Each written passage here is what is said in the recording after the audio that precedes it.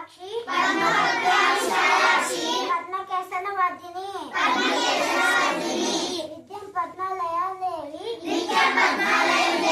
శ్యామం పాటు సరస్వతి భగవతి భారతి పూర్ణి శుక్లాం భద్రం విష్ణుం శశివర్ధనం